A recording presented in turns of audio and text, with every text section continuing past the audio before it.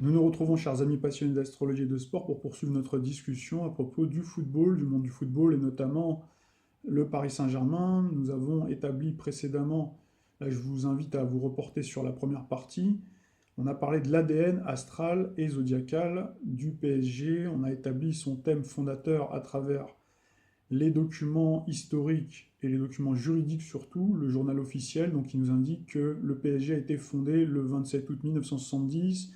Donc c'est un thème vierge. Donc là, on a donné les caractéristiques du signe de la Vierge, bien sûr, nuancées avec les aspects, avec les autres astres. Donc là, vous avez cette fameuse carte du ciel qui est la modélisation de la position des astres au moment même où a été fondé le PSG, qui donne des énergies spécifiques, qui donne un caractère, une personnalité au PSG, donc qui explique énormément de choses sur le plan humain, sur le plan sportif, sur le plan politique également.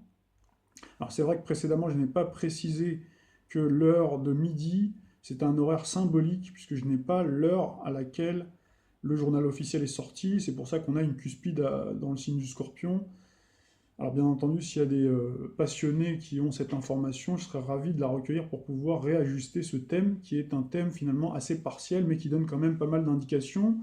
Donc qui explique aussi pourquoi sportivement, donc le PSG depuis maintenant quelques années, depuis que le Qatar est arrivé, on va jeter un coup d'œil au thème également du Qatar, qui est également du signe de la Vierge, puisqu'on a parlé de ces correspondances entre donc le thème astral donc du PSG qui est du signe de la Vierge avec le thème astral qu'on va regarder tout à l'heure du Qatar qui est également du signe de la Vierge, et également de nombreux joueurs, dont le directeur sportif, dont l'entraîneur, et également d'autres joueurs qui ne sont pas forcément du signe de la Vierge, mais qui ont des éléments vierges dans leur thème. Donc ça explique de nombreuses caractéristiques donc, que l'on retrouve au travers du signe de la Vierge, que l'on peut retrouver donc dans l'histoire du club, pourquoi le club finalement, donc remis dans le contexte astral de l'époque, avec tous ces aspects, donc à ce caractère. Donc là, on avait parlé de ce manque de confiance aussi parfois durant les grandes échéances, mais également donc de cet optimisme aussi parfois, puisqu'on a également Jupiter quand même qui marque, qui forme un bel aspect avec le Soleil, donc le Soleil qui représente la vitalité, qui représente l'image de marque. Donc on pourrait bien sûr analyser chacune des planètes, ce serait un peu long. Par contre, on peut s'intéresser quelques instants à Saturne, qui nous parle d'institutions, donc qui nous parle des structures du club. Donc là, on retrouve bien Saturne dans le signe du taureau. Le taureau qui est un signe de terre, c'est un signe solide. Donc c'est vrai que le PSG a plutôt une certaine solidité, une certaine stabilité, que l'on retrouve d'ailleurs au travers d'un magnifique aspect, une magnifique trigone à Mercure-Pluton. Donc Mercure, c'est l'intelligence, c'est la communication également. Donc on s'aperçoit qu'il y a Pluton, on avait parlé, on avait dit que Pluton, c'était le maître du Scorpion. Le Scorpion, donc on retrouve Jupiter. Jupiter, donc, qui est la corne d'abondance du système solaire, qui permet aussi de relativement bien gérer les finances dans l'ensemble. Puisque c'est vrai que la majeure partie des clubs de foot sont plutôt endettés. Bon, le PSG depuis quelques années, on va en parler aussi au travers des transits planétaires qui font que, à certains moments de l'histoire, le PSG a pu frôler la catastrophe comme descente de division. Ça a été le cas en 2008 notamment. On va en dire quelques mots. Et à d'autres moments, comme c'est le cas en ce moment, donc sportivement ça marche bien, financièrement ça marche bien, même si attention, on le voit, il y a certains clubs qui sont épinglés pour des raisons extrasportives et des raisons surtout financières, d'équilibre financier. Donc là, il faudra faire attention également, puisqu'on retrouve Saturne, on en parlera plus longuement, mais Saturne qui finit sa course en Capricorne, donc qui soutient la Vierge, signe de terre, signe de terre, signe de terre, avec Saturne, donc qui représente les structures du club en taureau, mais qui va transiter le Verseau. Donc le Verseau qui est un signe plutôt en disharmonie, à la fois avec Mars, en opposition en tout cas, et avec Saturne. Donc attention sur le plan juridique. Également, d'ailleurs, on voit que Nasser El-Khalifi, qui lui, par contre, est du signe du Scorpion, donc a apparemment été mis en cause. Et parce que, justement, on retrouve cette fin de cycle de Saturne qui est en train de flirter avec la fin du signe du Capricorne, qui est autour des 29 degrés au moment où on se parle, et qui va transiter le Verseau, qui va amorcer son transit à partir du 22 mars prochain, mais surtout à la fin de l'année et toute l'année prochaine, l'année 2021. Donc attention, là ça s'annonce assez sensible, hein. Ça sera un peu du tout ou rien pour le PSG. Soit il y a ce changement de statut qui le fait franchir un cap justement en Ligue des Champions, soit ça peut être aussi un cap difficile à passer. On va donc en dire quelques mots. Alors là, on reste toujours sur le côté statique. Donc là, c'est la carte d'identité astrale du thème fondateur du PSG. Donc on parle souvent de l'institution, on dit souvent les joueurs, hein, sont au-dessus de l'institution, comment ça se fait, etc. Donc là, on peut avoir quelques éléments de réponse. Hein, on a Mars donc, qui séjournait au moment de la fondation dans le signe du lion. Donc le signe du lion, on l'a dit, hein, c'est le signe des stars. Hein, c'est le signe des sportifs. Donc ici, on a Mars, hein, des sportifs qui ont donc ce côté charismatique et qui sont de véritables stars. D'ailleurs, Neymar, qui est du signe du Verseau, on va en dire quelques mots tout à l'heure, donc est arrivé, a été célébré en grande pompe avec la tour Eiffel qui s'illumine. C'était sous le signe du lion. Vous pourrez vérifier la date. J'ai plus la date exacte, mais il me semble que c'était au mois d'août 2017. Je sais qu'on avait Jupiter d'ailleurs ici, en balance, balance qui est le signe de l'équilibre, de la balance des paiements, avec d'ailleurs Vénus, hein, qui représente l'argent, la monnaie, et Uranus, les médias. Donc ça a fait grand bruit, effectivement. Mais voilà, hein, il y a beaucoup aujourd'hui, avec le recul, qui regrettent peut-être qu'on ait illuminé la tour Eiffel pour un joueur qui n'avait encore rien fait, même si effectivement il arrivait avec son aura de star. Effectivement, il est plus judicieux d'attendre, hein, que le joueur donne des résultats, se donne à fond, pour ensuite, après, éventuellement lui allumer la tour Eiffel et lui dérouler le tapis rouge et le récompenser. Or là, il est arrivé en terrain conquis. Donc là, on retrouve bien l'idée de conquête avec Mars, qui est en disharmonie avec Saturne. Saturne, justement, qui représente les institutions. Donc c'est là où on retrouve bien au-dessus des institutions. C'est-à-dire que Mars, hein, en fait, est au carré de Saturne. Donc il prend le pas parfois sur l'institution. Donc apparemment, c'est en train d'être changé depuis l'arrivée notamment de Leonardo, ou le retour plus précisément de Leonardo qui avait été évincé à un moment donné et qui est revenu et qui a commencé à remettre de l'ordre, au niveau sportif, à recadrer certains, à faire des choix quand même dans l'ensemble plutôt judicieux, à l'intersaison. Donc ça a été plutôt pas mal dans l'ensemble. D'ailleurs, il est marqué par un Mars en Sagittaire. Sagittaire qui manque d'ailleurs dans le thème fondateur du thème. Donc ça c'est intéressant parce que ça apporte un petit complément. D'ailleurs, il a amené des joueurs, on va en parler, qui sont natifs du Sagittaire. Alors, il y en avait un qui était déjà là avant, c'était Kylian Mbappé notamment, mais on a eu l'arrivée très intéressante du gardien de but, Navas, qui est du signe du Sagittaire. Donc ça, c'est quand même important aussi d'apporter aussi un certain équilibre, qui est un petit peu de tout, puisque les planètes bougent et vont venir valoriser certains joueurs à certains moments clés de la saison, alors qu'à d'autres, ils vont être minorés, ils vont être dans un temps faible. Et c'est ça aussi le but d'un club, c'est de parvenir à gérer les temps faibles et les temps forts. Et c'est vrai que plus on a d'armes différentes, plus on peut les utiliser. Et donc c'est pour ça aussi qu'il faut avoir une gestion, comment dirais-je, intelligente. Donc là, normalement, le PSG n'en manque pas, mais parfois ils perdent un peu pied, c'est ce qu'on expliquait avec ce carré à Neptune. Et également, on retrouve, vous voyez, cette opposition Saturne-Neptune. Hein. Donc on a bien ce carré Mars-Saturne et cette opposition Saturne-Neptune, donc qui fait que justement on prend l'eau parfois. Hein. Vous voyez, Neptune, donc qui de temps en temps, hein, c'est le maître des océans, alias Poséidon, qui vient des fois submerger donc l'institution. Hein, on a également les médias, Uranus carré à Saturne. Donc là, qui montre aussi, c'est le cycle de l'ultralibéralisme. Donc là, ça montre aussi pourquoi peut-être les sponsors, le sponsoring, les médias, aussi tout ce que l'on peut dire, hein, tout ce tatamar médiatique, pour dire pourquoi ils ne jouent pas tel joueur, pourquoi telle star.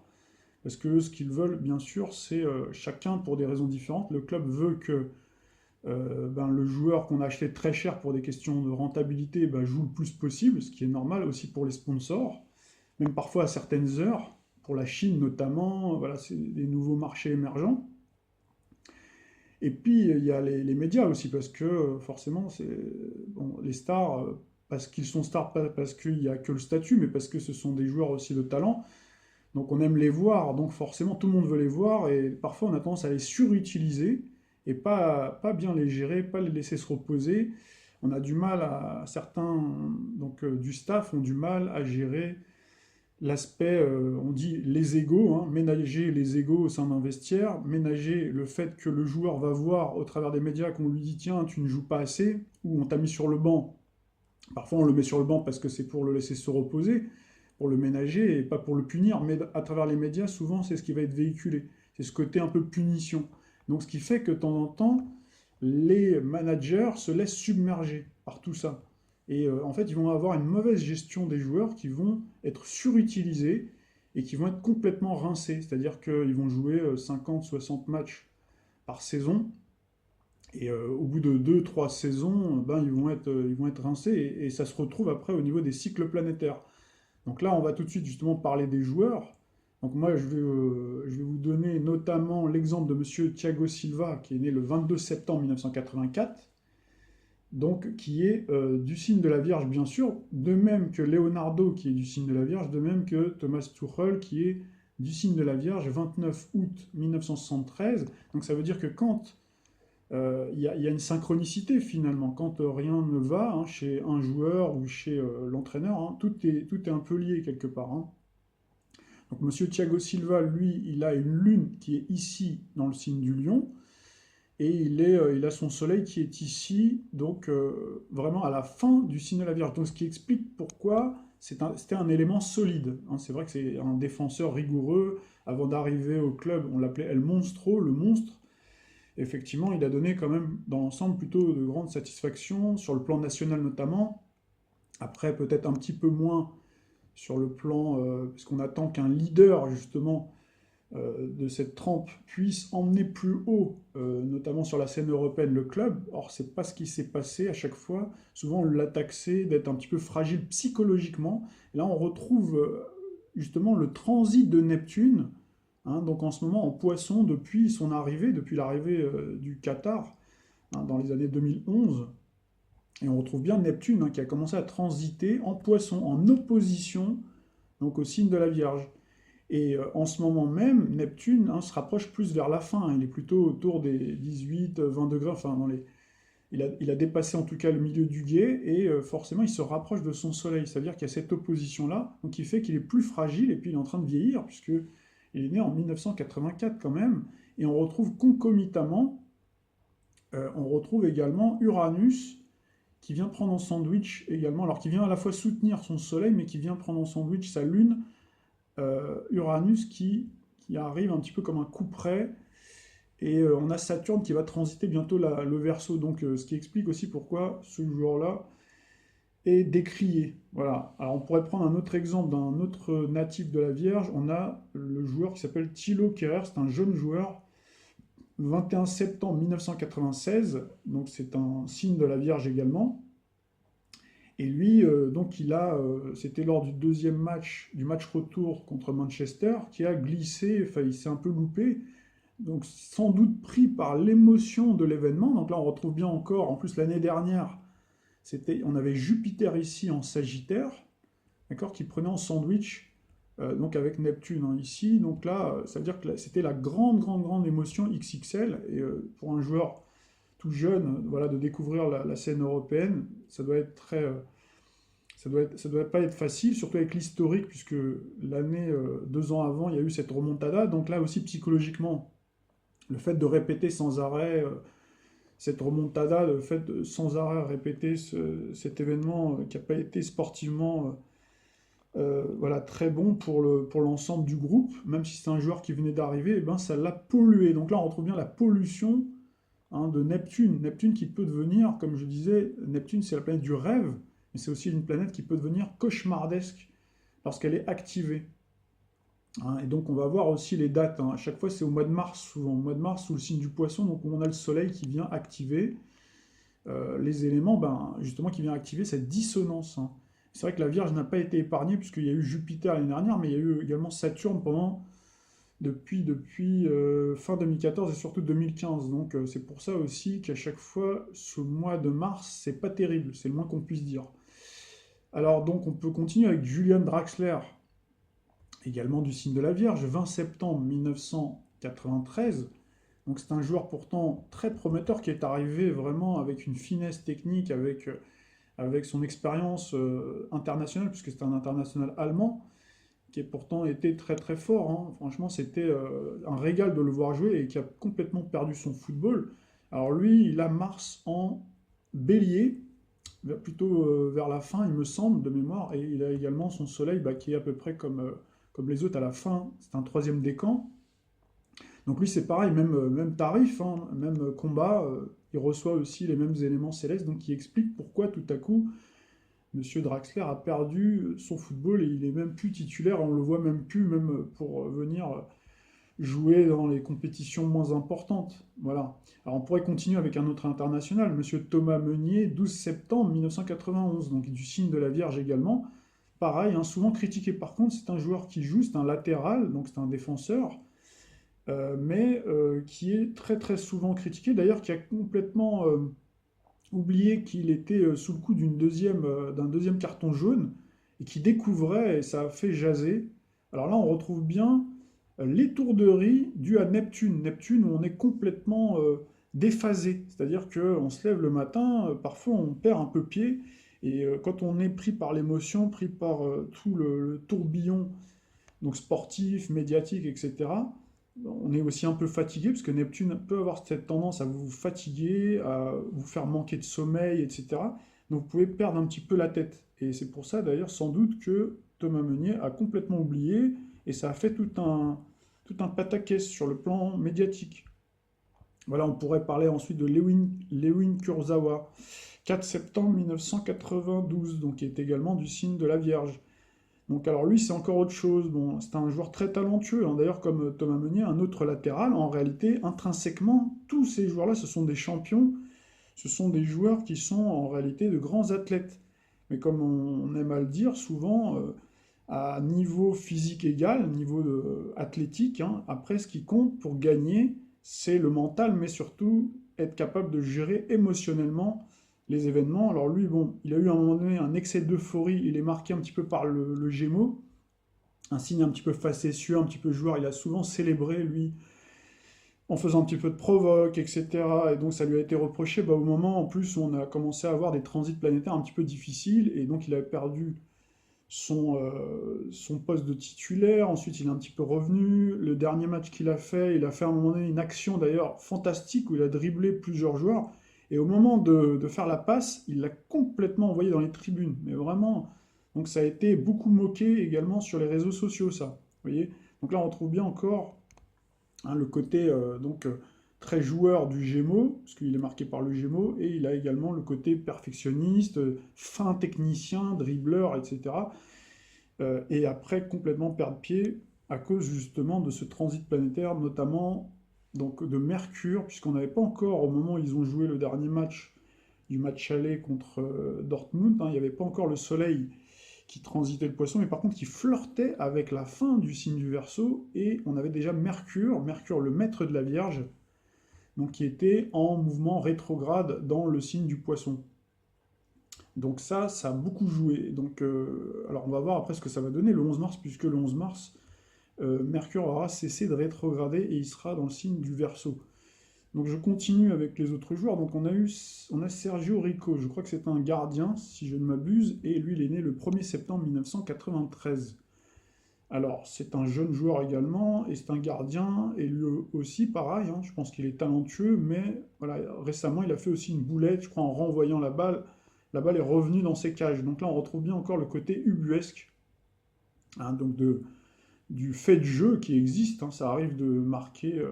Il y a des joueurs aussi de champ qui marquent contre leur camp. Mais voilà, donc on retrouve ce côté un petit peu surréaliste. Voilà, après on peut prendre Colin Dagba. Alors lui, j'ai pas vraiment d'éléments le concernant, mais il est né en tout cas le 9 septembre 1998. Voilà pour les signes de la Vierge. Alors on pourrait aussi parler des anciens joueurs emblématiques. Alors là, les fans se souviendront de Maxwell, excellent joueur d'origine brésilienne, très fin technicien, c'est un latéral vraiment qui a marqué le club et qui a laissé plutôt une bonne impression. Et on peut rajouter Thiago Motta, pardon. Donc Thiago Motta qui est un joueur né en 1982 du signe de la Vierge également, 28 août 1982, d'ailleurs qui est entraîneur, mais alors lui ça n'a pas marché en tant qu'entraîneur. Donc là on retrouve encore une fois, vous voyez, la désillusion en tant qu'entraîneur, alors qu'en tant que joueur c'était quelqu'un de très très bon. D'ailleurs on l'appelait Monsieur Propre, là on retrouve bien la propreté de la Vierge. Alors pourquoi on l'appelait Monsieur Propre? C'est parce que même quand des joueurs, quand on joue, parfois on délivre pas une belle passe, hein, on délivre une passe un petit peu hasardeuse, et lui avait tendance justement avec son habileté technique à vouloir remettre donc, dans le sens du jeu et de manière très très propre. Donc voilà pourquoi on l'appelait Monsieur Propre. Alors parlons maintenant quelques instants de la star du PSG, Neymar Junior, donc d'origine brésilienne, qui a joué anciennement au FC Barcelone, donc qui est né le 5 février 1992 à 2h15 du matin, près de Sao Paulo au Brésil, et qui est Verseau, ascendant Sagittaire avec une lune en Poisson, un milieu du ciel en Vierge et un ascendant donc Sagittaire. Nous voici sur la carte du ciel de Neymar, donc qui est du signe du Verseau, on le disait, avec Soleil conjonction à Saturne et Mercure. Donc le Verseau, nous expliquions que c'est un signe génial, hein, le signe d'ailleurs qui gouverne les jambes, et donc gouverné par Uranus, la planète des fulgurances. D'ailleurs, il y a un des commentateurs qui avait dit qu'en arrivant, euh, il avait cet effet accélérateur de particules. Et là, on retrouve bien justement le côté moderniste, hein, du Verseau, effectivement, le côté génial, le côté capable d'inventer des gestes techniques, une grande finesse avec Saturne, justement, qui donne cette maîtrise. Hein. Saturne, c'est l'expert du zodiaque, c'est qui donne de l'expérience, même étant jeune, puisque très jeune, il a porté l'équipe du Brésil à lui tout seul. Et donc, on retrouve également Mercure, l'intelligence de jeu.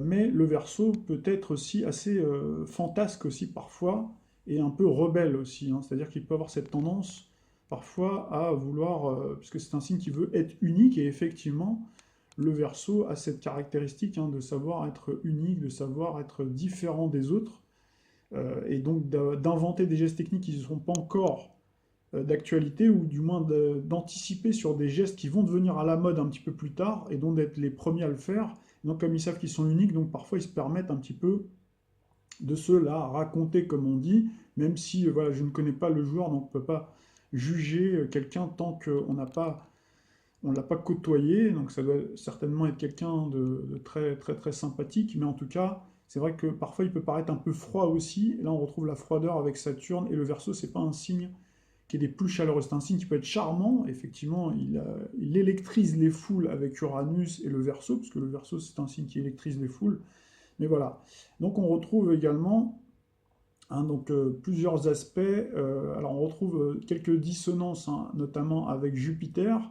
On va en parler, mais on a également cette lune noire à côté de Saturne qui explique aussi pourquoi il est souvent blessé au niveau des os, s'il a eu des blessures au niveau des os.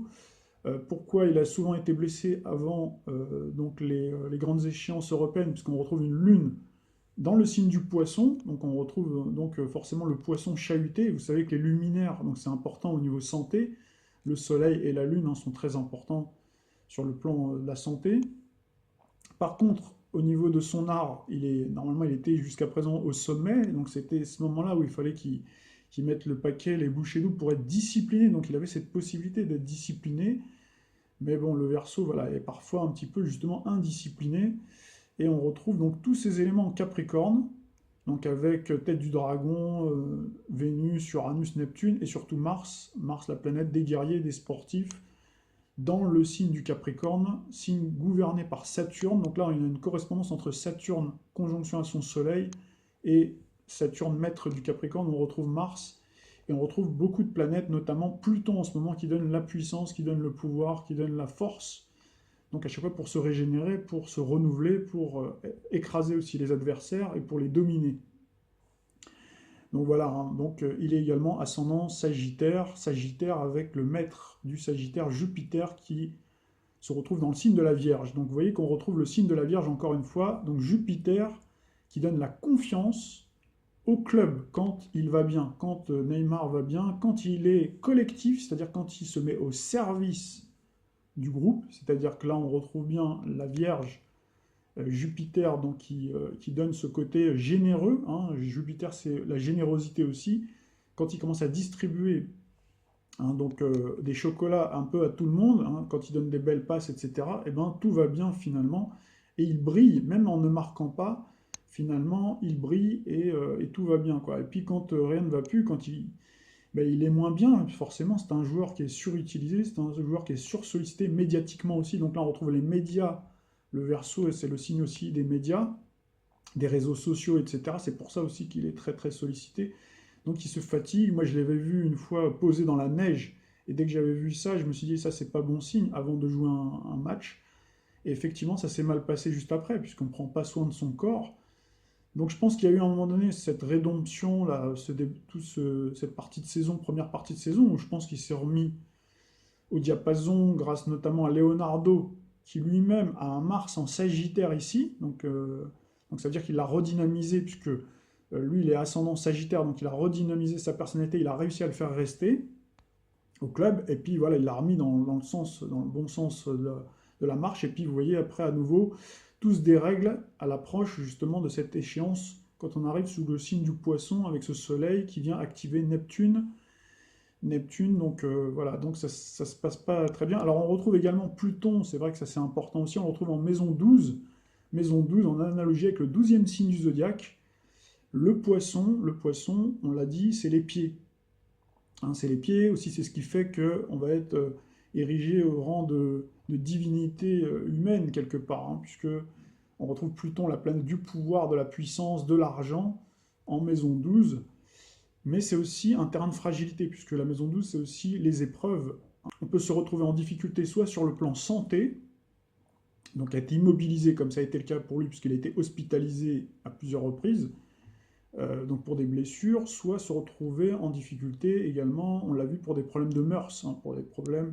Donc là, on retrouve Pluton, la planète de la sexualité, dans son domicile en Scorpion, avec des présomptions, etc. Mais tout ça, c'était apparemment une machination, mais voilà, ça pourrait revenir, puisque en ce moment, donc on a Saturne, il va connaître incessamment sous peu Saturne, la planète de la loi, la planète de la rigueur, donc où il va falloir être vraiment très très sérieux, rigoureux et éviter de se disperser s'il ne veut pas avoir des sacrées difficultés. Ce serait dommage, puisqu'on a Uranus qui effectivement en ce moment transite le taureau et prend en sandwich, en tout cas est en dissonance avec le Verseau, avec son soleil. Donc ça veut dire que ça explique aussi pourquoi ces alternances, pourquoi par moment il est bien, par moment il est moins bien, par moment il est plus individualiste quand il se sent moins bien, et d'autres moments où il peut être collectif, où tout peut bien marcher, hein. Donc c'est vraiment le métronome, hein, quelque part du club, le fait qu'il se soit impliqué dans ce club-là. Voilà, il peut apporter le meilleur comme le moins bon. À l'inverse aussi, il y a une interaction, le club aussi en lui-même, dans sa gestion, comme par exemple la gestion de son statut de star, la gestion de sa santé aussi. Apparemment, il a beaucoup critiqué le staff médical qui l'a maintenu un petit peu à l'écart dans le formol parce qu'ils ont eu peur avant l'échéance qu'il se blesse. Donc du coup, il a manqué de rythme apparemment, c'est ce qu'il dit en tout cas, qui explique pourquoi il a fait un non-match lors du match aller. Alors il peut y avoir aussi un mélange de tout, hein, l'hygiène de vie aussi, le fait d'être pas assez rigoureux, effectivement, donc on retrouve quand même voilà, quelques terrains de fragilité, donc ce serait dommage, hein, effectivement. Il y a beaucoup de discussions à avoir avec tous ces joueurs-là pour leur expliquer certaines choses, mais ce n'est pas évident puisque ce sont par définition des stars, donc toujours difficile à gérer, mais en tout cas vous pouvez voir qu'il y a bien Jupiter, vous voyez, en Vierge, donc c'est bien le signe zodiacal, hein, du thème fondateur du PSG.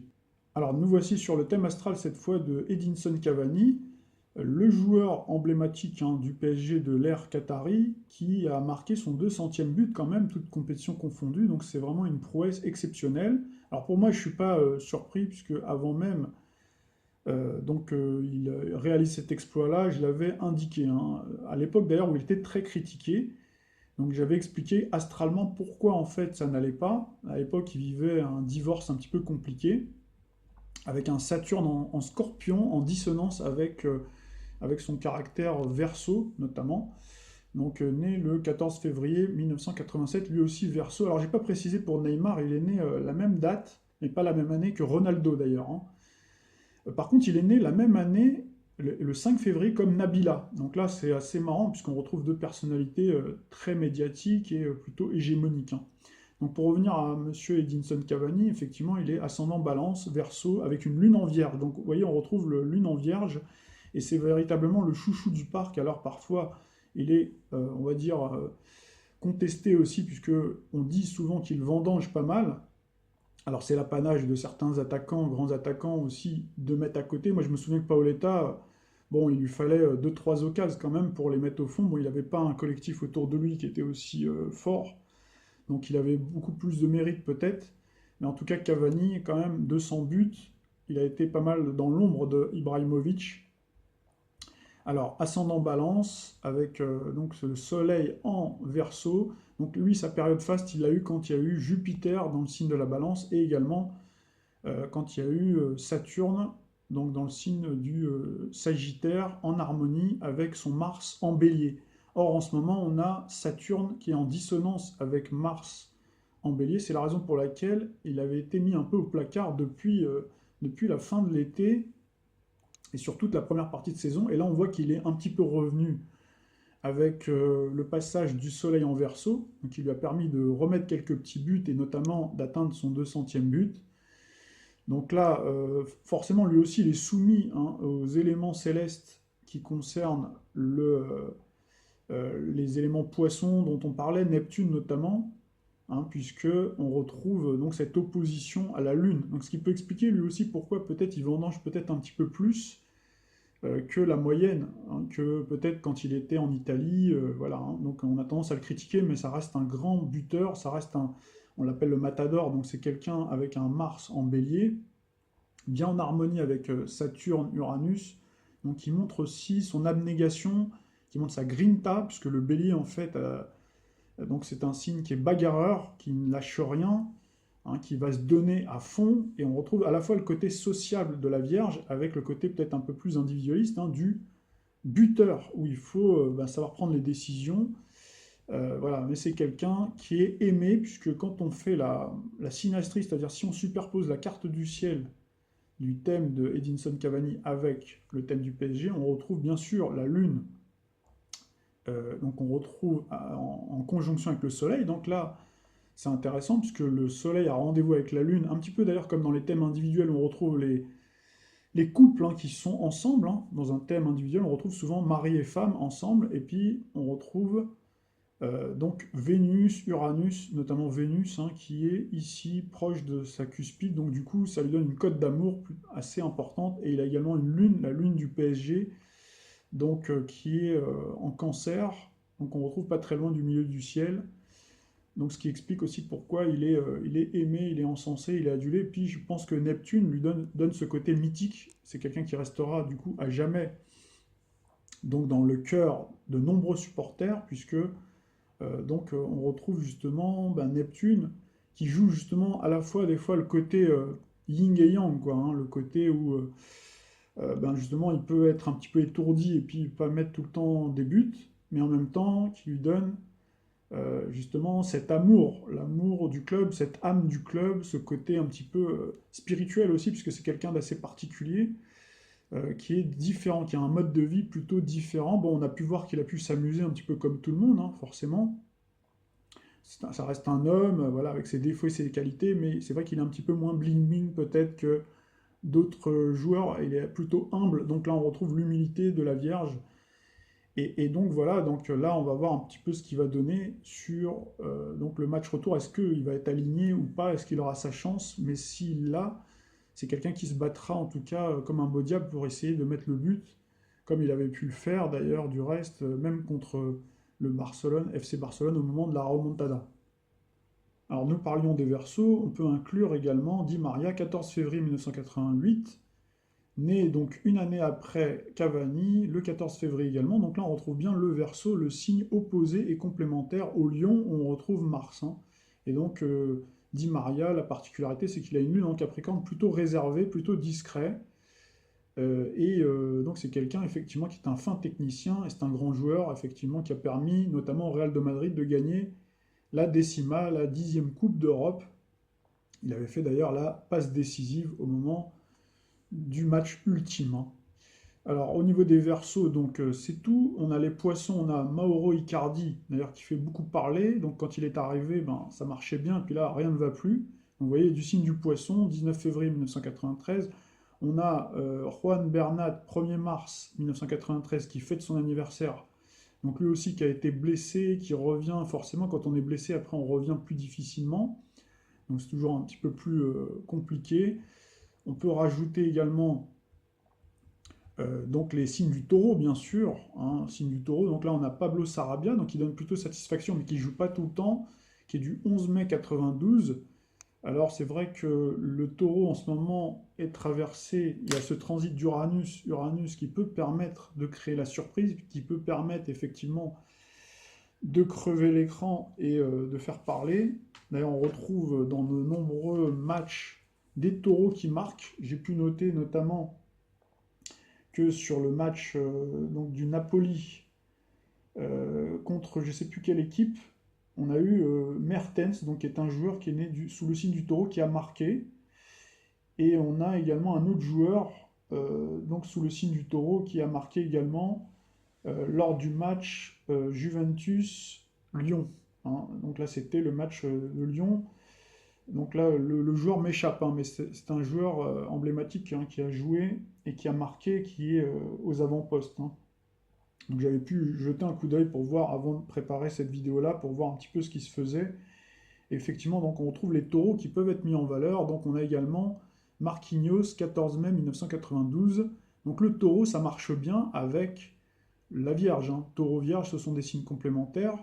Et il ne faut pas oublier qu'on a Saturne, donc l'élément céleste, hein, qui correspond bien à l'institution, qui correspond bien à la longévité, qui correspond bien à la solidité, qu'on retrouve pas très loin, donc qui vient apporter justement donc ces éléments fondateurs, en tout cas ces compléments en termes sportifs pour permettre de stabiliser le club et également la défense pour le cas de Marquinhos, 14 mai 1992. Et on peut rajouter Abdou Diallo, 4 mai 1996. Alors dans les anciens joueurs, on a également Rai, Taureau, ascendant Lion, avec donc un soleil donc, qui était proche d'ailleurs de Saturne, institution, longévité, Mars, Uranus, Pluton en Vierge, donc signe du club, Lune en Scorpion en conjonction avec Neptune, donc qui correspond bien au côté mythique. Et c'est vrai que c'est quelqu'un qui a énormément apporté. Encore un Brésilien. Alors j'ai oublié de préciser que les Brésiliens, si on fait le thème du Brésil, c'est un thème vierge également. Le Brésil a été fondé également sous le signe de la Vierge, d'où l'explication aussi pourquoi le PSG a une fibre brésilienne, a une filière brésilienne assez prononcée et qu'à chaque génération, il y a toujours des Brésiliens, les Ronaldinho, les Rai, et en ce moment, on a toute une colonie brésilienne. Donc ça aussi, c'est important de le garder en tête. Alors c'est vrai que Rai a marqué son temps, d'ailleurs il a pleuré avant de partir, et lui par contre, il aurait fallu allumer la tour Eiffel pour lui, puisque c'était quelqu'un humble, quelqu'un qui ne disait pas grand-chose, mais un grand seigneur. Donc là, on retrouve le côté lion, donc l'ascendant lion.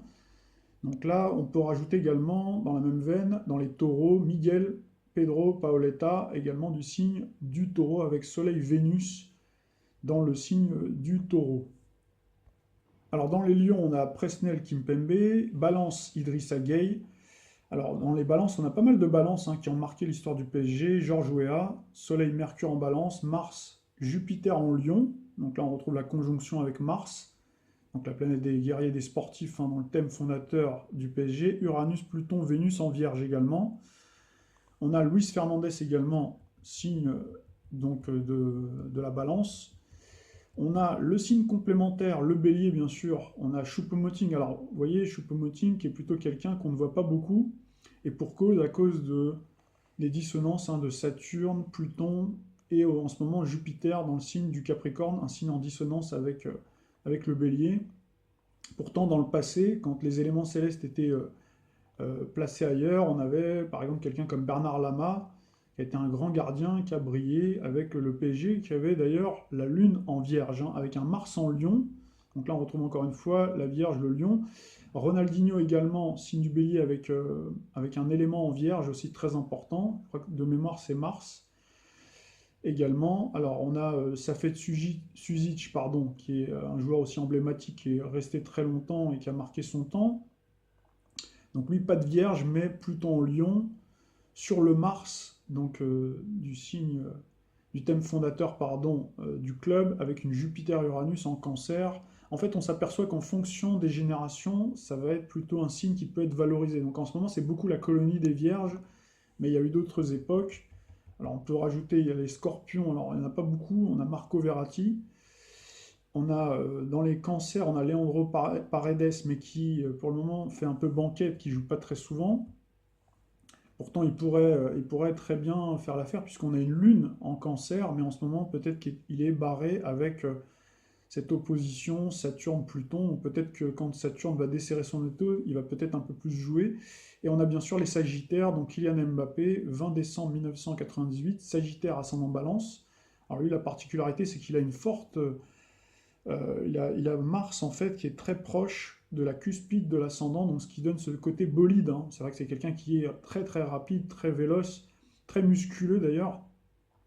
Donc l'avantage c'est qu'il est puissant, rapide, mais par contre il peut vite se claquer, il peut vite avoir une blessure musculaire, un peu comme les sprinteurs. Alors c'est souvent le cas quand on a Mars valorisé, donc c'est le cas pour Kylian Mbappé. Et c'est un Sagittaire, donc le poisson avec le Sagittaire, ça marche moyennement bien, bien qu'il ait Jupiter en poisson. C'est-à-dire que c'est un Sagittaire, mais avec une Jupiter en poisson. Donc voilà, l'année dernière, c'était pas terrible. D'ailleurs, il s'est loupé dans le match au retour contre Manchester. Il a plutôt été pas mal sur le match aller avec un soleil en Verseau, et ça a moins bien été quand on a eu les éléments en poisson. C'est pareil pour Keylor Navas, hein, qui a fait quasiment un sans faute, qui est du signe du Sagittaire également, mais qui a commencé, à partir du moment où on a commencé à avoir des éléments célestes, Vénus, puis Mercure, puis aujourd'hui le Soleil, donc dans le signe du Poisson, donc en disharmonie avec le côté Sagittaire, il est également marqué par le Gémeaux. Donc là, on l'a moins, il a fait plus de, il a laissé plus passer de ballons quelque part, hein. Bon voilà, c'est des choses qui arrivent, sauf hier où il a fait un clean sheet avec un 4-0 pour le PSG contre Dijon, où il n'y a pas eu de but marqué contre lui. Alors ce qu'il faut regarder, c'est qu'hier, le match a commencé à 17h30, donc c'était avec un ascendant vierge. Donc ça mettait en valeur plutôt la Vierge avec les éléments célestes du moment que l'on retrouve donc en Capricorne. Capricorne, Vierge, ça marche. Or, contre Dortmund, on a eu plutôt un ascendant en Balance, donc il y a peut-être mis en difficulté le côté cancer, donc que l'on retrouve dans le thème fondateur du PSG. Alors petit coup d'œil également sur le thème astral du Qatar également, du signe de la Vierge, 1er septembre 1971 à 20h à Doha, donc avec un soleil en Vierge, un ascendant Bélier, une lune en Capricorne et un milieu du ciel dans le signe du Capricorne. Nous voici sur la carte du ciel du Qatar avec une conjonction Soleil-Vénus, donc qui explique avec Vénus un amour, goût, hein, donc créativité, pourquoi on a jeté son dévolu sur le PSG pour diversifier ses actifs, pour redorer son blason, pas toujours très reluisant sur la scène internationale, notamment pour des questions géopolitiques, géostratégiques. Et donc on retrouve Vénus, la planète de l'argent, la monnaie, donc en conjonction avec le Soleil. On a également une Mercure qui est à 28 degrés du signe du Taureau, donc Mercure, maître de la Vierge, qu'on retrouve pas très loin de Mars, donc du thème fondateur du PSG, hein, donc le côté sportif. Voilà, donc ça c'est aussi intéressant de le noter. Et puis le Lion, c'est également un signe qui est gouverné par le Soleil, donc on retrouve aussi cette interception. Donc le thème est également marqué par la conjonction Jupiter-Neptune. Donc cette conjonction-là, on la retrouve dans le thème de la France de la Ve République, et également dans le thème du PSG. Alors on n'a pas la conjonction dans le thème du PSG, mais on a tout de même une Jupiter et Neptune à la fin du signe du Scorpion, donc on retrouve bien l'idée justement de financement avec Jupiter. Donc on retrouve en quasi-conjonction avec le Neptune, la Neptune, donc du thème fondateur du PSG, donc qui explique pourquoi, donc voilà, l'objectif, le projet sportif, projet, donc Jupiter sur Neptune, donc c'est de rêver plus grand et donc de diversifier aussi ses actifs. Donc là on retrouve Jupiter et Neptune. Neptune, ça peut représenter le gaz, bien sûr, puisque le Qatar aussi est un producteur important de gaz, mais également les hydrocarbures avec le Scorpion, Scorpion maîtrisé par Pluton, Pluton valorisé donc à la cuspide du descendant dans le signe de la Vierge encore une fois, qu'on retrouve, si on faisait une superposition, une synastrie, on retrouve sur le Mercure, Pluton, donc du thème fondateur du PSG. Et on retrouve également, puisqu'ils sont quasiment de la même année, à une année près, on retrouve Uranus dans le signe donc de la balance. Donc la balance, donc, qui est le signe de la France. Donc là, on retrouve bien le caractère médiatique, avec d'ailleurs Lune Noire, donc, qui explique aussi pourquoi c'est assez controversé. Pourquoi voilà, il n'y a pas toujours une bonne image qui est véhiculée pour le Qatar. En revanche, on retrouve bien Uranus, maître du Verseau, et on retrouve Mars, conjonction à la tête du dragon, donc Mars, la planète des sportifs, donc qui explique pourquoi ils ont misé beaucoup pour leur image de marque, pour diversifier leurs actifs, notamment sur le caractère sportif. Il n'y a pas que ça, bien entendu. Uranus, c'est la planète des capitalistes, c'est la planète du libéralisme, donc qui diversifie aussi ses actifs. Alors, quand on parle d'actifs, on parle d'argent, on parle de Vénus, Vénus, maître de la balance. Donc on retrouve là, ici, Mars, donc dans le signe du Verseau, aux côtés de la tête du dragon qui symbolise le destin. Donc effectivement, le Qatar a choisi pour les prochaines années, depuis longtemps, notamment de placer ses billes sur le domaine, le terrain sportif, le terrain du football, avec l'organisation de la Coupe du Monde 2022 au Qatar. C'est vrai que le Qatar est arrivé au moment où on a eu le transit d'Uranus en 2011, 2010, 2011 surtout, dans le signe du Bélier. Le Bélier est un signe qui veut aller très vite, trop vite peut-être. C'est aussi pour ça qu'ils ont fait des annonces de vouloir gagner la Ligue des Champions en 5 ans. Bon, on voit bien que la promesse n'a pas été tenue, puisqu'on a eu entre-temps Neptune, donc qui a transité également quasiment pas très loin concomitamment à Uranus, donc en 2011, mais surtout 2012, on a eu Neptune. Neptune, donc rêvons plus grand, mais Neptune, c'est aussi la planète de la désillusion qu'on retrouve en opposition avec le Soleil. Donc, il montre peut-être le fait qu'ils aient surestimé le projet, les difficultés, le challenge, et donc en pensant peut-être mettre pas mal d'argent en achetant les meilleurs joueurs, qu'ils allaient parvenir, avec quand même un petit peu de... Parce que ce sont quand même des gens intelligents, mais voilà, ça n'a pas suffi, même en amenant Ibrahimovic d'ailleurs, qui est du signe de la balance, avec un Mars très fort dans le signe du lion, donc pour lancer le projet sportif avec les Thiago Silva, du signe de la Vierge également, etc.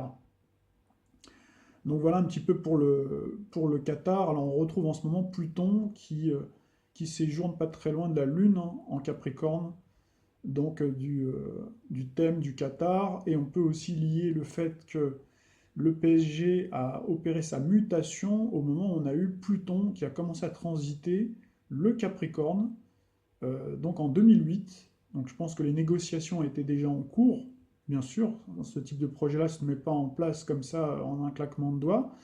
Et c'était à l'époque où le PSG était vraiment dans une mauvaise passe, tant sur le plan sportif, puisque j'ai mémoire qu'en 2008, ils ont failli descendre en deuxième division. Ça s'est joué à un but près, un but de Diané qui a été marqué vraiment à la dernière minute, ou en tout cas dans les derniers instants, pour pouvoir maintenir le club à flot et pour pas qu'il coule, et pour pouvoir rester dans l'élite. Donc depuis 1974, le club est dans l'élite. Et donc ce qui a permis ensuite après de nettoyer. Donc là on retrouve bien Pluton qui vient régénérer dans le signe du Capricorne, le signe du grand nettoyage.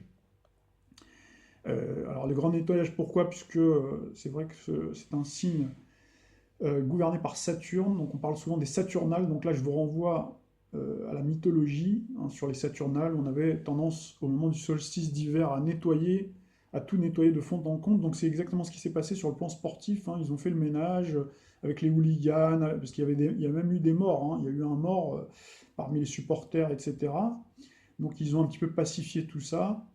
avant de refiler le bébé, avant de revendre donc le PSG au Qatar, hein, avant qu'il y ait la transaction facilitée par M. Sarkozy, qui est du signe du Verseau, donc on retrouve Mars, hein, donc la planète des sportifs, et qui est ascendant Vierge. Vous voyez, il n'y a pas de hasard, et il a la lune en bélier, M. Sarkozy.